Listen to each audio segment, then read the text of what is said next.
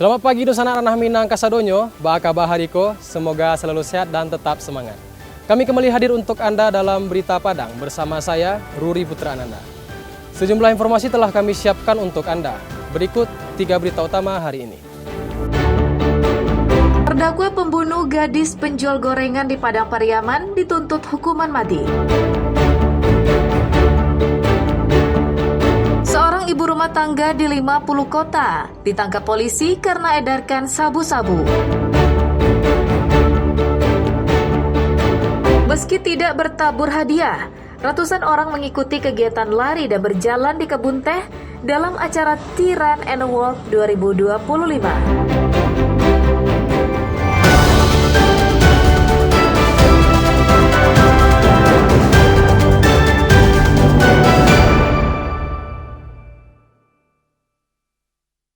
Menjatuhkan pidana terhadap terdakwa Indra Septiawan panggilan Indragon dengan pidana. Jaksa penuntut umum menuntut terdakwa pembunuh gadis penjual gorengan di Kayu Tanam Padang Pariaman, IN, dengan tuntutan hukuman mati.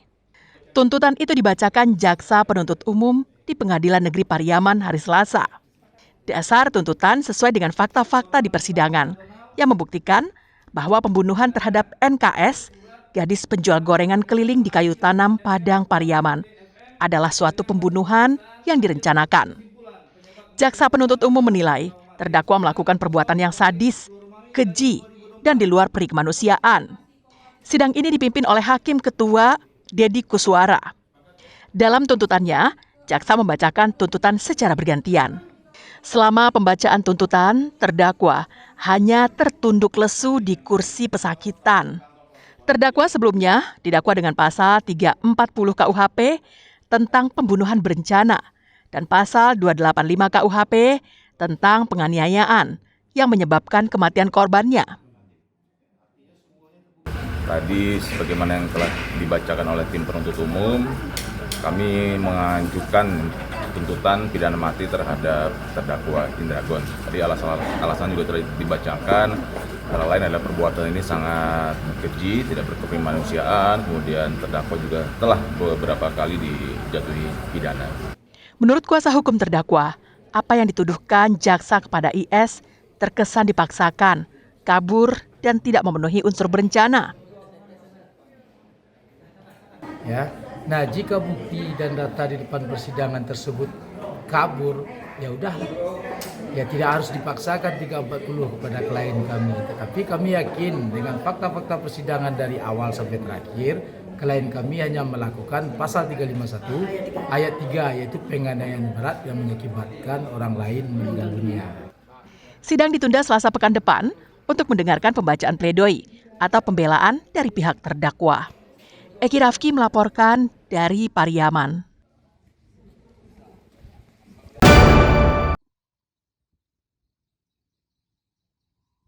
Ini adalah lokasi penangkaran benih padi dengan nama Gaya Baru yang terletak di Jorong Pegang, Nagari Bahagia, Padang Gelugur, Pasaman. Penangkaran ini memiliki benih padi unggul hasil budidaya mereka sendiri, yaitu Cerang dan Inpari 64. Namun sayangnya, penangkaran benih padi yang telah berdiri selama puluhan tahun terancam gulung tikar. Karena minat petani untuk membeli bibit padi produksi penangkaran ini menurun dari tahun ke tahun. Ditambah lagi, pemerintah daerah tidak membantu untuk mempromosikan benih padi hasil produksi penangkaran ini.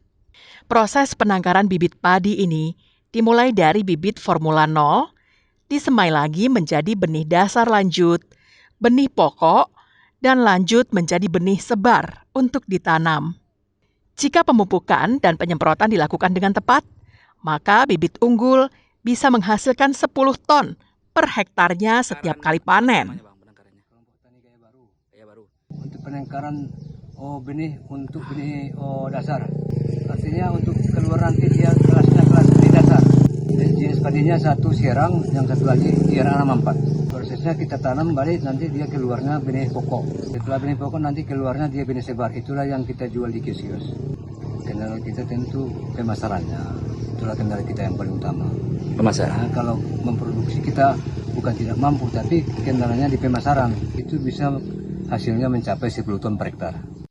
Petani juga pengusaha swasta ini berharap pemerintah memperhatikan para penangkar benih padi dalam hal pemasaran, agar mereka bisa bertahan dan menciptakan bibit unggul lainnya.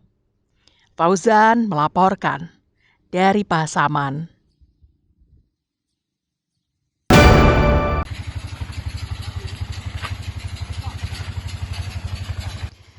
Tim Opsnal Satreskrim Polres 50 Kota menangkap 3 pelaku penambang galian C ilegal di aliran Batang Sinamar, Nagari Kototuo, Kecamatan Harau. Pelaku penambangan ilegal pasir dan batu ini ditangkap saat melakukan aktivitas mereka di aliran Batang Sinamar. Penangkapan ini dilakukan sebagai tindak lanjut perintah Kapolda Sumatera Barat terkait aktivitas penambangan tanpa izin di wilayah hukum masing-masing Polres. Ketiga pelaku itu bernama Idris Afandi, warga Kototuo Harau, Tommy Putra, warga Taih Baruah, serta Muhammad Zahur, warga Nagari Simalanggang. Dari ketiga pelaku, satu di antaranya merupakan pemilik modal. Saat menjalani pemeriksaan di Mapolres 50 Kota, para pelaku mengaku telah menjalankan usaha itu sejak tahun 2002 lalu. Mereka juga mengakui bahwa aktivitas penambangan yang dilaksanakan tidak memiliki izin. Hasil penambangan berupa pasir dan batu biasanya dijual ke berbagai tempat di Payakumbuh dan 50 kota.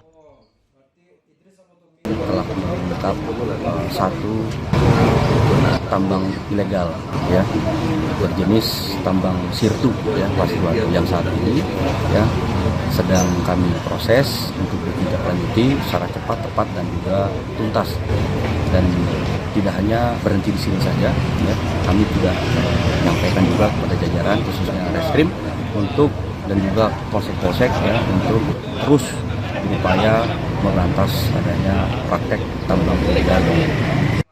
Hingga saat ini, ketiga pelaku dan barang bukti masih ditahan di Mapolres 50 Kota untuk pemeriksaan lebih lanjut. Ikhlasul Ihsan melaporkan dari 50 Kota.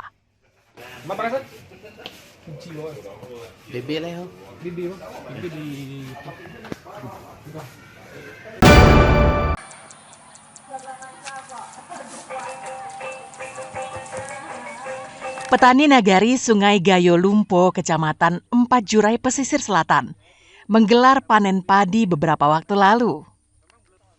Panen kali ini disambut dengan sukacita karena produksi meningkat dibanding tahun-tahun sebelumnya. Jika biasanya dalam 1 hektar sawah hanya menghasilkan 4 hingga 5 ton padi, namun kali ini bisa mencapai 6 hingga 11 ton per hektar.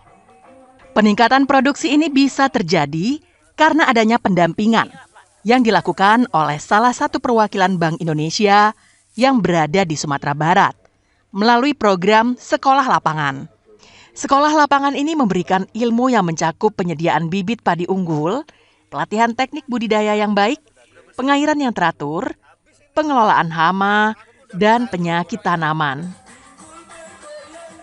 Untuk sekolah lapangan yang difasilitasi oleh Bank Indonesia 8 kabupaten dan kota ini belajarnya ke Sungai Gayo untuk bagaimana bisa menerapkan di kabupatennya masing-masing, di kelompoknya masing-masing dengan pola MTOT. Mudah-mudahan ini kami berharap di Nagari Sungai Gayo Lumpo ini adalah menjadi produktivitas padi yang melimpah di Sungai Gayo. Sungai Gayo Lumpo adalah salah satu nagari di pesisir selatan yang merupakan kawasan sentra pertanian. Lokasi ini dipilih sebagai proyek percontohan untuk pelaksanaan sekolah lapangan bersama 8 kabupaten dan kota lainnya di Sumatera Barat.